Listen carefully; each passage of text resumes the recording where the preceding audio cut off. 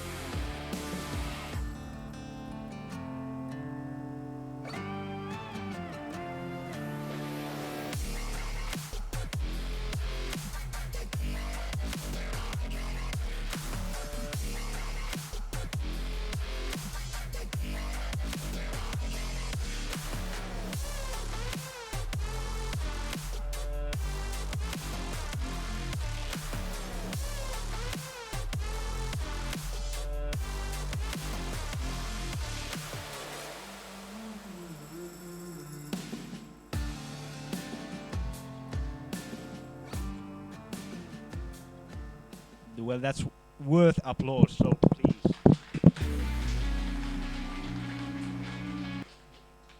Amazing. So that was a little taste of Sledders, and there's so much to talk about. Obviously, the everyday life of indie development, the amazing project that is Sledders, its history, and basically what I can think of our audience, like people who are passionate about becoming games professionals, like what you have achieved, Niko, with this product and your emerging business around it is something that people here are dreaming of. So let's try to dive in all of that in our discussion, but I will warm you up with a simple question. How are you? Oh, small talk questions. Very bad of these. Good. That was the correct answer. Yes. Yeah. So how is the everyday life of indie developer? Are you super busy? Was it difficult to make time for this, or how is it now? It's busy and stressful until we have a 1.0 out. It's yes, like dream work of yesterday is like of any day of this day. So All right. Obviously, like Sledders is now out in early access and has been already for some time, and you've got like amazing reviews, even like over 1,000 of them or something like that in Steam. It's really kind of overwhelming. So if we start a little bit with the hype, what is the thing that people are actually hyping about the game? Why is it? What's the feedback that you get? I think that people are just enjoying how driving feels. So I have to say it it's quite somewhat familiar experience maybe to the MX bikes. If anybody knows that, probably not. But it's somebody would say that it's easy to learn but hard to master. But I'm not so sure is it even easy to learn. So, but it has depth. Definitely, it has. So I think that's the in a sense, game doesn't even have any proper gameplay yet or any sort of goals. In essence, it's a bunch of sleds, few square kilometers of land, and just drive it. Yeah. Maybe with friends. Yeah. And So even driving has to be good. yes. Even at that point, people are already saying that it's awesome. So yeah, you must have done something right. So if it is the like feel of the ride, can you elaborate on that? I understand like there are not many sled games out there. So what is the like development process that has gone into this? Yeah, so I think it's in its field, it's first of its kind. Like a serious no mobile simulator. It's, and it started basically just wandering around. That since I have real life no mobile experience, and I think in real life it's nothing else you can basically feel on every other motorsport. And there, I was curious that can I actually experience this digitally, and there wasn't any significant products. So I started exploring my own path. Yeah. Okay. So have you like developed your own physics models to make the field right? Like there are like thousands of different types of snow or like territory that you can explore. So what has been your focus in getting the feel of the ride right? Yeah, it's blood and tears and all kind of stuff. Yes, I think the initial idea how to like start this problem, like fighting against it, it came quite quickly. I think in first month I was able to rule one approach out, and basically the second approach worked quite well. But to actually polish it and to actually make it good enough to commercial product, it was a very long journey. Yes, and I understand that journey continues. You are now in early access with the kind of how you said it, 2 square kilometers of open world to explore, and bunch of sleds. But okay, what is under development right now, and what is the final scope? Yeah, good question. There is more square kilometers than 2. I think there's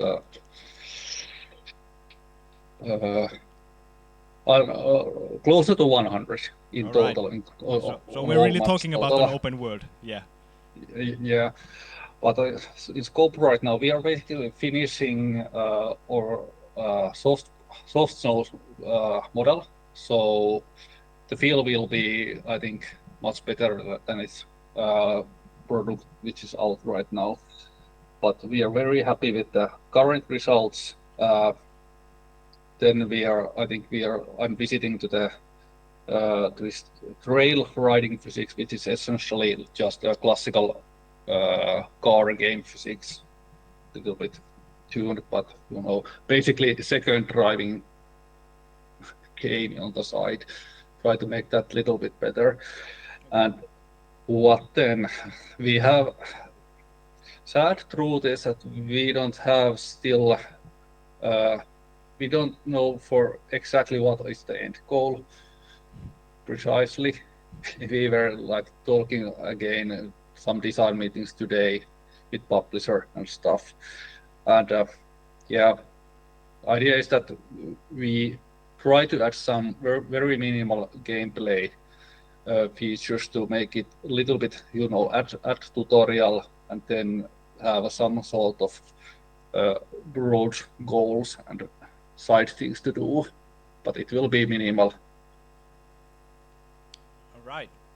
Yeah, you're talking in plural, so you have a team. I understand this started as your solo like passion project. So can you tell a little bit like how has it developed from there? When did people join in, and how has the team growth kind of evolved? Yeah, so I think it was the beginning of the 2023 when the game went quite viral on TikTok by basically test players put them. I don't do any marketing, haven't done, but some test players make TikTok videos and they bring more people who make more TikTok videos and so on. So it was the beginning of 23. I started my initial reaction to how to monetize that possibility before people forget me was to start Patreon and started make some income from there to help me out. And on that spring, I got one co-founder, and on summer we hired first employee, and also publisher jumped in. So yeah, that's quite fast development in like matter of how things just turn out. I'm very interested in like these opportunities seem to have come through the TikTok visibility that you got. Was it just like people riding the sleds in those videos, or was there like comments about the quality of the feel of the game, or why did people suddenly start making those videos more and more? I don't know. Maybe on for example, our Steam trailer is just awful. I have no words about why on earth that is our Steam trailer, but that's the case.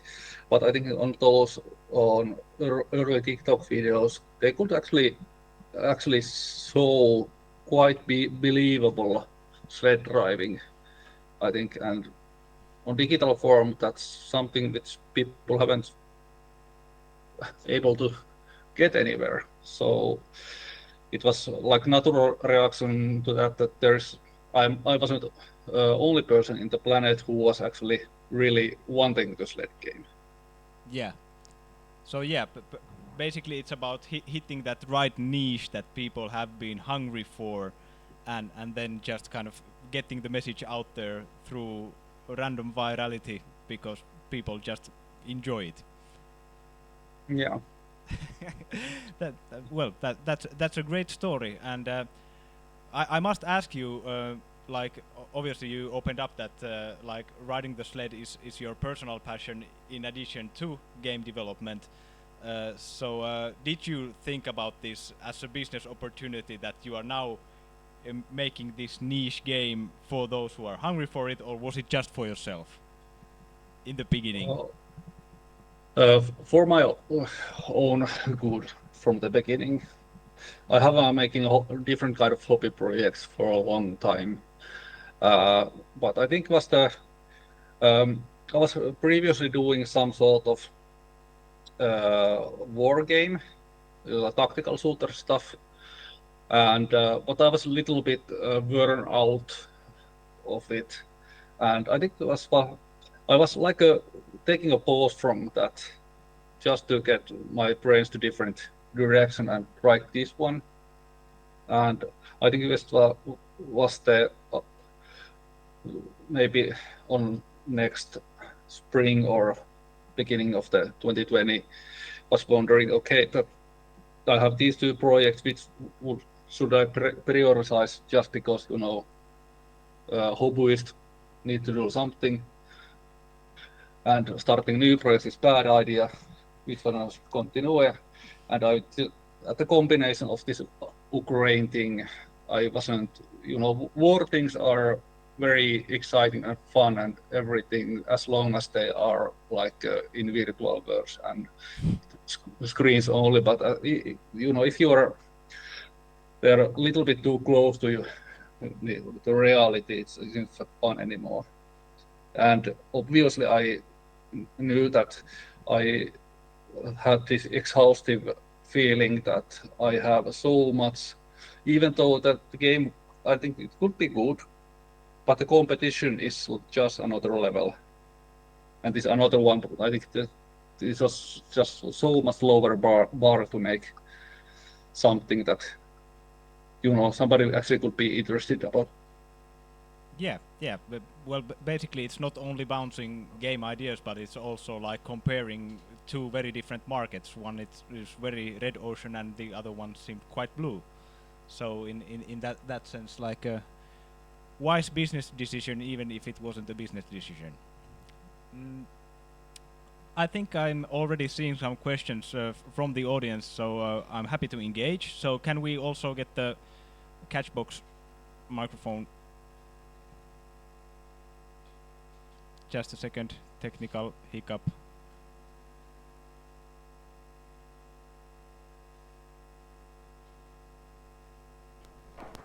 All right. Yeah, we have a working microphone for the audience, so if we have someone to pass it around, thank you. Hold it close. I will try. Hello? Yeah. Okay. From a marketing perspective, you said that the trailer sucked, just straight up. So, Yep. was the TikTok content somehow different? Like, was it unfiltered gameplay that people gravitated towards, or do you remember at all this stuff? You know, the good stuff of TikTok videos that people can make all kind of content because, you know, that's organic marketing. I didn't make. Okay, right now we have official TikTok channel and, you know, some social media stuff where our publisher is posting stuff. But, you know, at the time it was just organic, and yeah, people just make basically gameplay videos, and those which are average or poor just die out, and those which are somehow seems somehow just right, and they may have some super popular song which is fits well then you got these 500,000 views. And yeah. Thank you. Yes, and I must comment. I have seen the Steam trailer, and it's not as awful as Niko says. So I think this is kind of developer opinion, but yeah, we are best at seeing our own flaws. So that's just natural. But yeah, okay.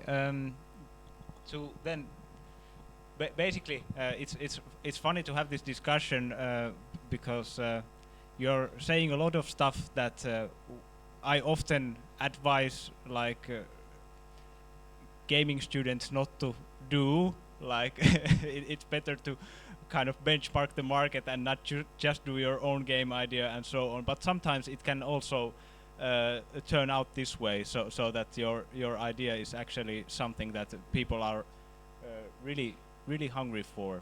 So yeah, can you tell us more about the development? Because like obviously having done the writing for years yourself in real life, you have a like a really firm grip of the context of the game that you want to build, and so on. So did it all feel very intuitive that what you need to do, or did you have to do any more background research or anything regarding different sled models or their typing and how it changes the feel? Please elaborate, because there's so much that goes into this topic. I don't know if was there actually too much research per se. I wouldn't phrase it that way. I don't know.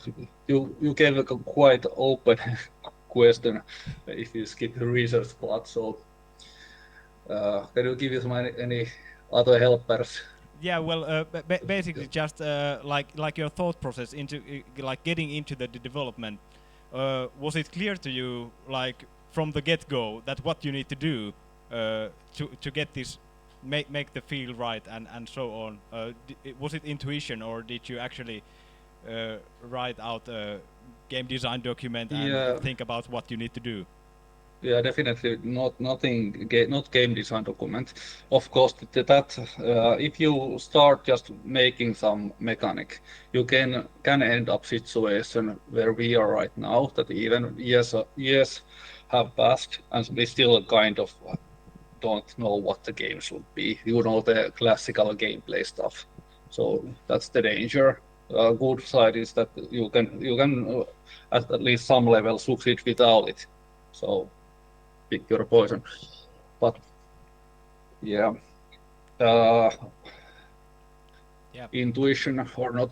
I have studied physics at the time and very interested about that topic. I'm not, real physicist, but I'd say I'm excellent at college physics.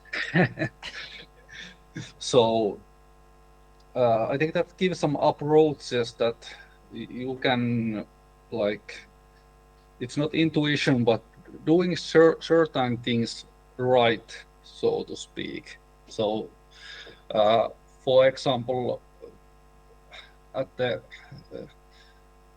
when I have seen people like amateur or a new developer to make like driving games, they might like do wheelie mechanic or something like this. I was and on the early builds, sled didn't actually wheelie at all, and many people were crying about it. It must wheelie. But I was, very opinionated that I wouldn't help that anything. I wouldn't do anything artificial, because it must be emergent feature. It must be rising from the rules of the game, so to speak. Yeah. So eventually, when the snow model evolved, we added, for example, track suspension systems, and when enough details came into it, just started to work. And it was actually it was extremely magical that when you just add enough those real world details, that you can get something what people are hungry about, and it feels good. Yeah. So what I'm getting from here is basically you have started with a really good physics model for for the snow, or basically just like the circumstances of the ride, instead of having like a game concept even. And Yeah. just the simulation is so good that it already is a kind of a element to build a game around. But to this date, you still are kind of open with your goal that where you actually want to scope the game. Yeah. So would it make any sense to make a game design document at this point? We are trying. I think we are now level up, so we have already shipped game, and we have like a audience. They have expectations. So much work seems to like shrink down to the different kind of just improving the existing stuff, and it just happens to be that you end up working always the stuff which is fun, or what to do actually. Maybe the game, and I'm not saying that I wouldn't want to make game design or stuff like that, but I have so much easier things to improve than that, so because that's so vague. Also, I have some strongest opinions. I think I'm not maybe the easiest. Yeah, I'm little bit gatekeeper also, that what kind of game play elements we should pass in the game. So, for example, everybody knows how like a Forza Motorsport works. So I don't like copy Forza Motorsport mechanics just cheaply in the game, because it basically must be cheap, because we are not a studio of that scale. Yeah. I understand, but yeah, it's kind of a like what I'm getting from this. Your bread and butter must be in the things that you have honed and kind of make the game really good. Yes. But does it feel like it could be someone else in your team that could take over like the gamification of the game, basically adding those elements, adding those progression and onboarding and all the elements that you need to turn it to a complete game? Potentially, yes. But then I have these opinions which make other people work harder. Also, of course, the one factor is also that our team is in general quite inexperienced. There's no much companies in Kuopio, so all are the first timers, a little bit like trusting that which should work and which is not. And yeah. Understandable, and something that many of the indie teams wrestle with. Right now, I think we have a question here in the audience as well, so let's pass on the mic.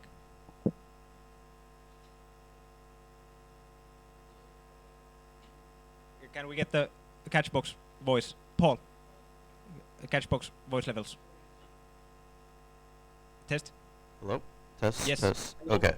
So, I found it really interesting that you basically designed the game around the mechanics first of this letter, and it seems like you solved the problem for the whole game industry by creating like a very advanced, sort of realistic physics version of the sledder, which I've never seen to that detail before.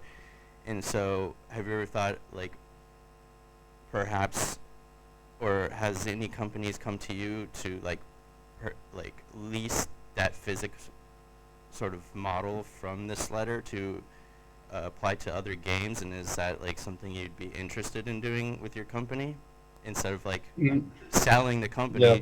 You just sell that sort of problem that you solved. That seems like it could be lucrative for you? Yeah, in theory, it would be okay. First of, nobody has come to ask, and secondary, I think on many. Since what I told at the start of the conversation was this that it isn't actually even quite approachable, so to speak. Or it isn't easy to get started. It actually the strong points are like a depth, how you always learn better and better, and which you cannot basically never master perfectly. So I think that essence on the current form, at least, it means that it doesn't make sense to have current simulation in snowmobile in some other game which is not thoroughly focused on that aspect.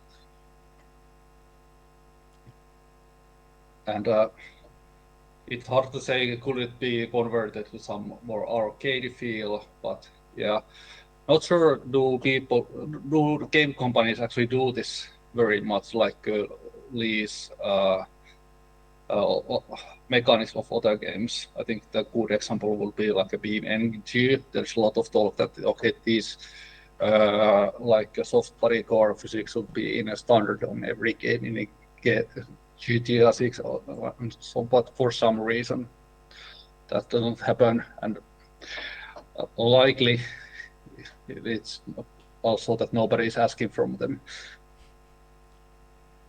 But on the other hand, I think this was a really good question. So just to follow up on it, I think that like as we go forward and like game engines become more powerful and you can do more complex stuff in them, and basically like if you think about Unreal Engine at the moment, it's like it's a piece of software that nobody masters fully.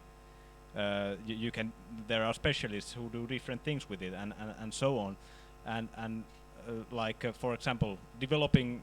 This is a very niche thing to develop a really good physics model for sledding in the snow, and you have your snow physics and you have your sledge physics and all of that. So in that sense, it might not even be your problem to worry about whether it's usable in some other context if game companies are just interested in that, if it was marketed that way. So perhaps something to put behind your ear just as a opportunity. But we actually have another question here from the audience, and I see hands raising, so yeah, let's just pass on the mic. Hello? Yep. Okay, so I would like to ask about the publishing side of things. Did you have like plans to have a publisher from the start? Did you contact multiple publishers, or did you have any plans to self-publish maybe? And do you think that the publisher helped, like that the game is as big as it is now? Yeah, good questions. So we made when game went viral, we made a publisher deal with Bonus Stage Publishing, which is a publisher from Finland. And I think the background of that deal, they are very small publisher, and I think right now we are their biggest game. So that's. But I think the important aspect of that decision was that one of their founders is a previous snowmobile racer, and he has been like was sold snowmobiles. He's a previous dealer basically. So he's really these specific industry people, and I think that was. I think they are not much real publishers in Finland. I think there's some other companies maybe which may have done it few times or something, but I think it's the only dedicated publisher in Finland. And I think that was just a fun coincidence that I just wanted to watch that card. It wasn't any money involved for that deal, by the funding involved.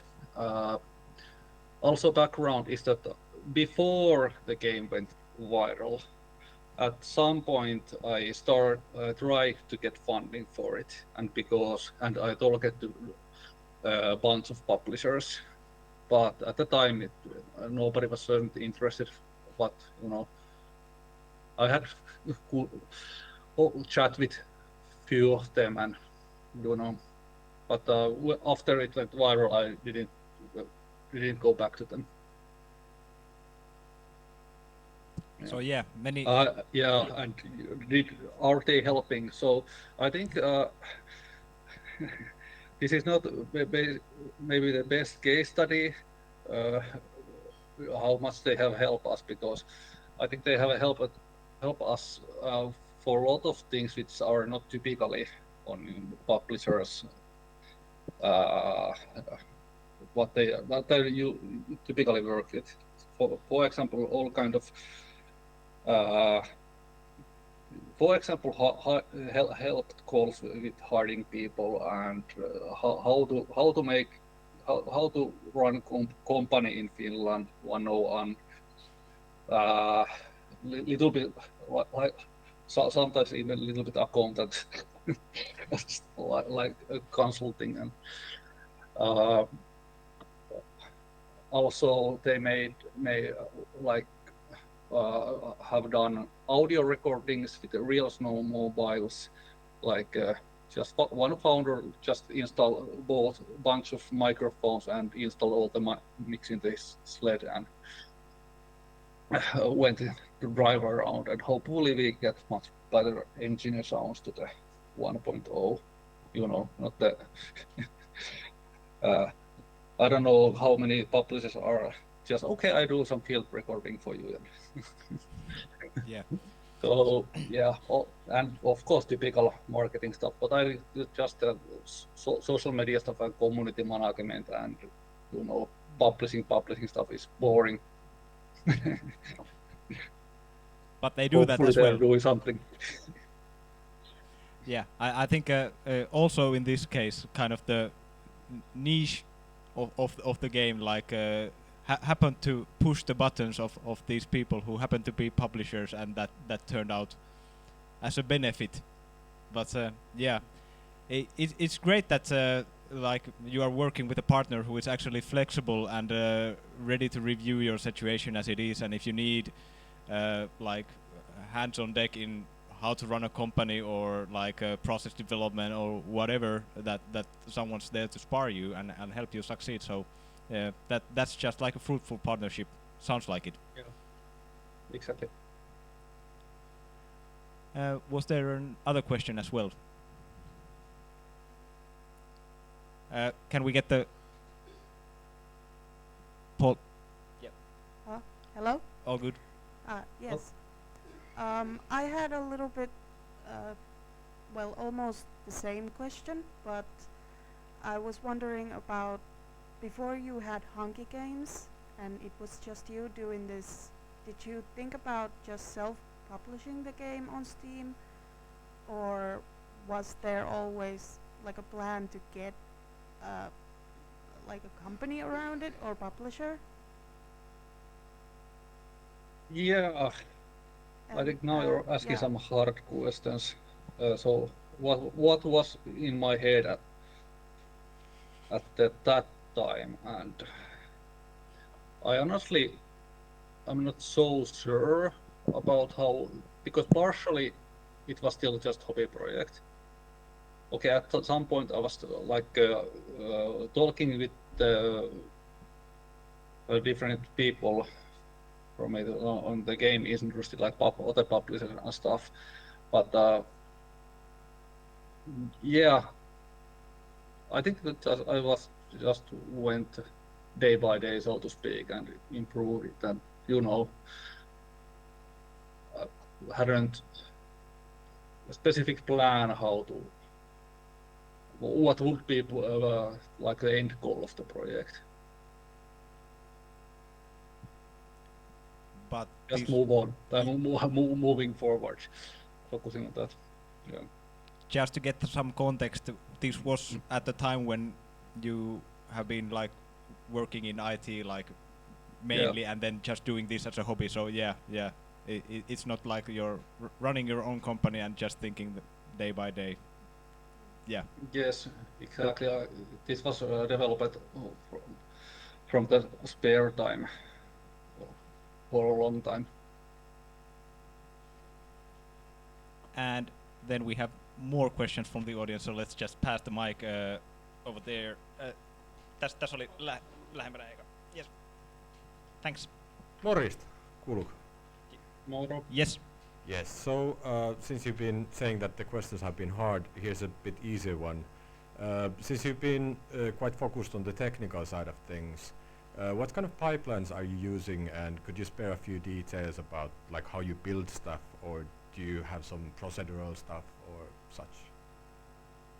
Yeah, so we are basically using Unity, and I think this the so-called JSON boot stack.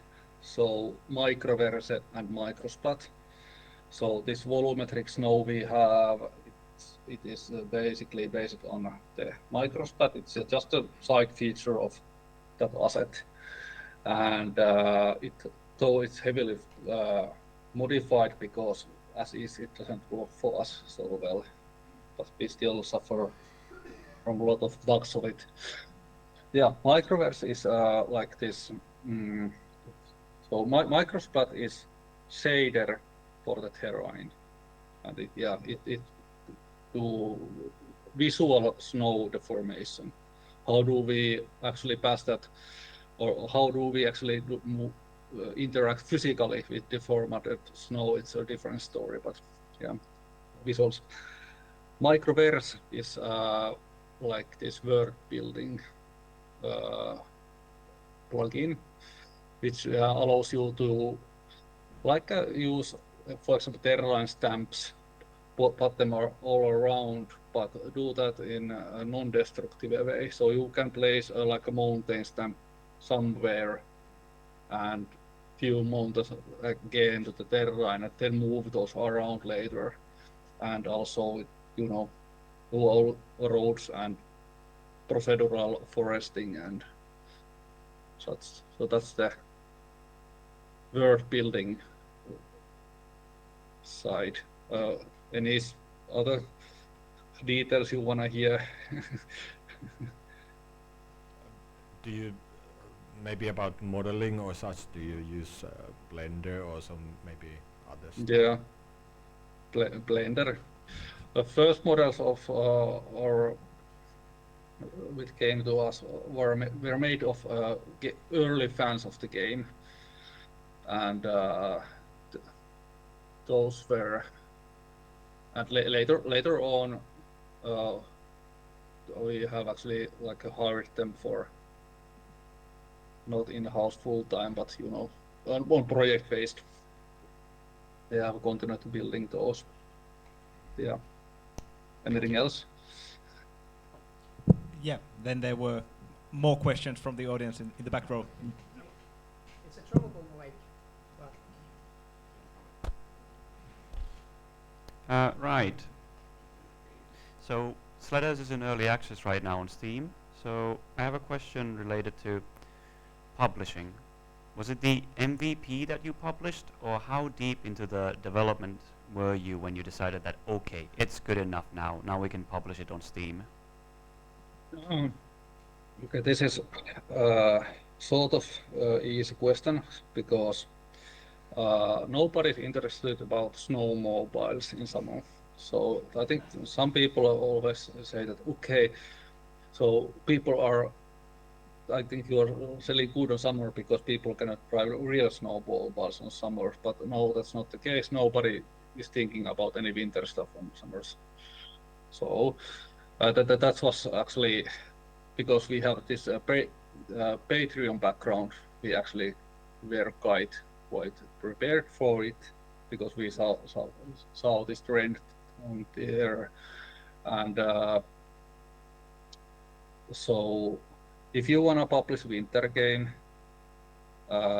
you wanna do that on early winter, of course, because if you do it late, let's say March, you have 1 month maybe left sell your game, and then it's a 6-month dead. It doesn't make any sense. So you wanna make something like early December, and yeah, then the question is all basically that are you able to ship it this December or next one? Yeah, so this was really schedule-based publishing event. So look at the seasons and decide on that. That's a great answer. Thank you. But just to elaborate on that, like I think your question also was about the kind of the scope that at what size did you think that the game is good enough for early access? So what kind of considerations were there, like whether it would be this December or the next one? So what was the scope that you were aiming for? Okay, then the financial pressures were the one who pressured to do that on first possible of December. I actually, I don't recommend it. On hindsight, it doesn't make any sense. But I was actually working on the IT company on week before release. I did only like 4 hours per day, but still, and it doesn't make any sense when you look on that way. But it was some weird early decision that when I was technically on high risk, could pay salary for myself, I hired others, and it was a little bit risky move. For example, also for the mental health, but still there. Did I answer to some question which was asked? I think you did, and even Yeah. a bit more. Yeah. Yeah. Well, you seem very down to earth and kind of modest about your product and the whole development thing, and like you are very kind of honest about how things are. But I also am interested about kind of you've achieved something still that many game developers only dream of. So your game going viral, and then kind of opportunities starting to emerge like one after another. How did it feel? Like, did it feel like, oh my god, the speed is too fast, I don't know how to make decisions, oh my god, or was it easy to keep your head cool and just like take things one at a time? Okay, we have a publisher negotiation, sure, why not, let's take it easy, and you know, how have you been in this roller coaster? Yeah, roller coaster it has been, ups and downs, and I think it's kind of like a first Patreon month that I made like a 300 euros per month. I think I remember that feeling very well, because it was kind of something new was coming up, but I think it was also the like a biggest mental point. After that, basically, it's just numbers going up. Those are just numbers. But on you know, now since there has been some time has passed, it has been settled. But yeah, you know, there has been days that you have been so excited that this I have never tried cocaine, but this is something like it should be feeling on paper, and then there's been some very depressed days, so I don't know what it feels like. Yeah, I'm not sure if it's as strong as on some artist or you know the music who do concerts and stuff, but yeah.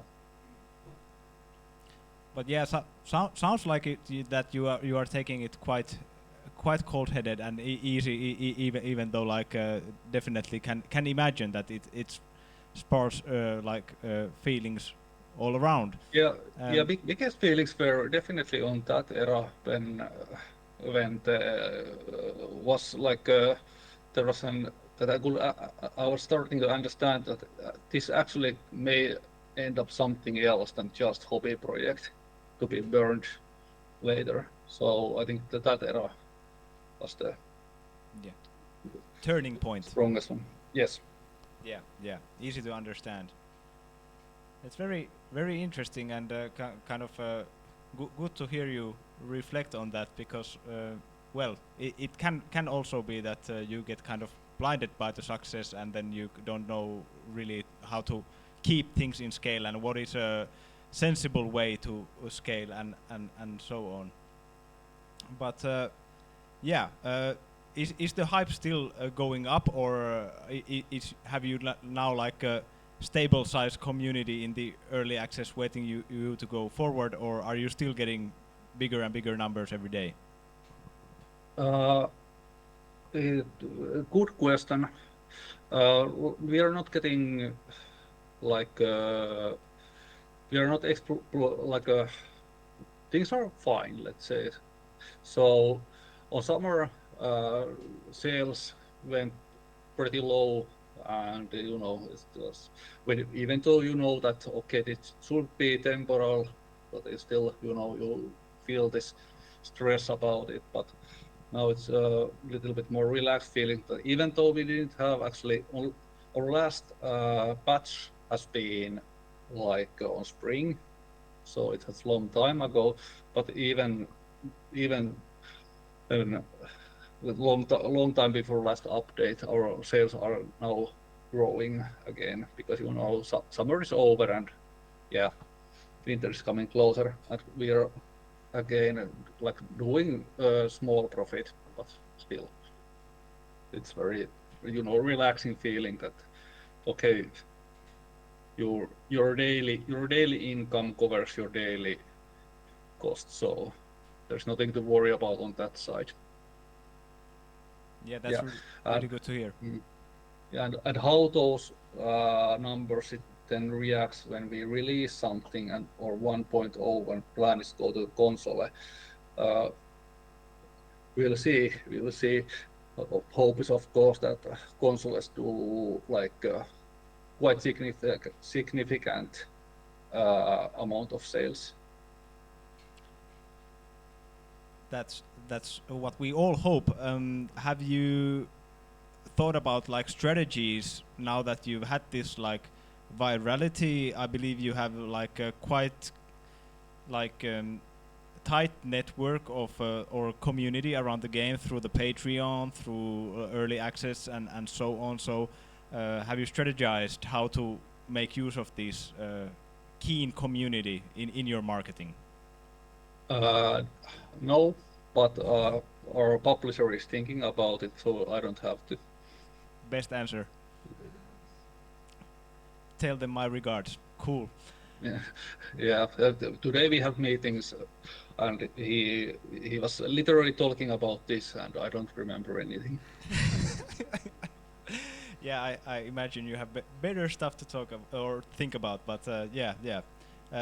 Obviously, we all have our strong suits, and it's important to get the people around you who can do the stuff that you cannot manage or you shouldn't be spending your time on. So yeah, sounds like through somewhat coincidence, but also through like a really good design, you are able to build those networks and get those people around you. Yeah, we still have 5 minutes, so I was thinking that is there anything that I haven't covered with my questions, something that you would like to bring up from the development process or the product or the company or indie development in general? Yeah, I think I don't know what to.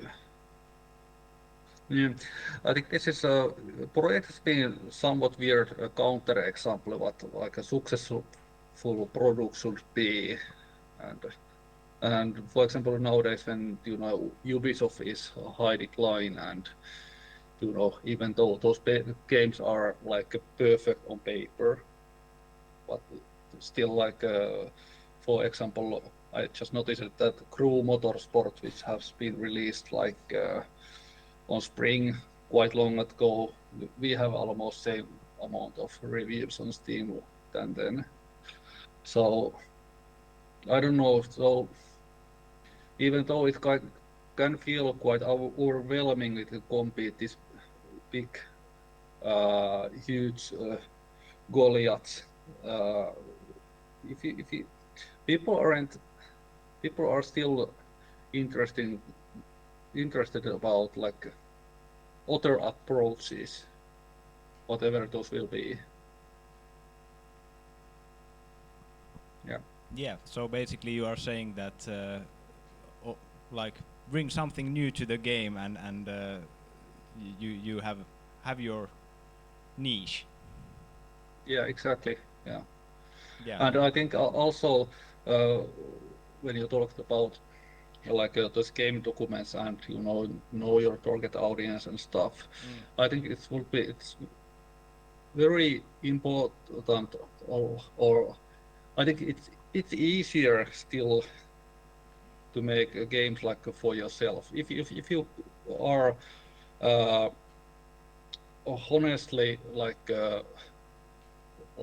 self-critic, you know what's good, what's bad, you need to have some like borderlines what's feasible, but building yourself should be, I think people should do that more and not building like for example, what I see these days, that people are like inventing those games for, they are saying that they're wider audiences, and they're like okay, what I hear that they're like building that game for like venture capitalist or so like a Yeah. what fund givers, what those are meant to, yeah. So yeah. Yeah. I think it's a lot of people like think they think that what if I'm doing game for the people. I think this game industry is full of people who can think what other people, they have some idea what other people's like. They may not like it actually like it by themselves, but they have this idea that other people's like it, and it must be so because big games are working like this. So I don't know, it's a keisarilla that yeah. it isn't only strategy, and you may end up making something which in the end doesn't interest anybody. I think you're making a good point, and like there were some things in this discussion and in your story that you kind of took for granted or like self-evident, like that okay, you have your like real life sledding background and you understand those machines and you know how it works, then oh tada, I've been studying physics, so I actually know how physics models should be made, and basically putting all these elements from your previous life into the project, and that's like years in development in way of building know-how, building contextual stuff that you can build around. So it's very different from just like taking some puzzle idea and just spinning it around a little bit and giving it a new flavor. But there's actually a lot of passion and like your personal history that goes into this project, and that didn't get highlighted, but it's I believe it is the secret sauce that really speaks to people here, that you know what you are doing and what you are trying to simulate, and that's why it feels so good. And luckily it was something that nobody has really done in the games world before, so then it kind of turns into your benefit. But definitely I think this is very good example and makes you think, because this is very typical thing to say from business perspective, that you should never develop for yourself and always think about the audience and think about the trends and so on. But it's also like good to think about what you're good at. Yeah, exactly. But you're in real world just going to the other opposite, that just doing for yourself, it might be just, yeah, so thinking about balance, but yeah. But at some point, so would I like this mechanic myself little bit more? I don't know. Yeah. I think that's a very inspiring message for many indie developers and aspiring game developers and game students who are probably quite tired of hearing this preach of like that you should always think about the market and the trend and so on, and I can never make my own game. Well, yeah, you can if you can turn it to a business. So it's a really good point of view, I think, and also nice thing that to wrap up on, because we are running out of time. But thank you so much for joining us, Niko. Your story is very inspiring and like provokes a lot of thought of how people can actually turn passion projects into actual products and business, and what the journey might be like. So it's really good to have you in our community, and hope to hear like more about Sledders as it goes forward, and we can do this soon again, like in a year or two, and see where you are. Are you up for that? Yeah, of course, and I hope that I can visit on live on the Expa, what's ExpaJKL. Yeah, ExpaJKL. But no, yeah, nothing like official, maybe, but just to visit and see how town is looking today. Yeah, definitely. We are happy to welcome you. But for now, thank you for this set. It was really nice to talk to you. I hope you have a nice rest of the day, and people here on site, we can continue networking, mingling. Perhaps we get Sledders on some PC and start playing, and let's see what happens. But for Niko, thank you so much for joining. For everybody online watching, thank you for joining, and we will see you next month. Bye-bye.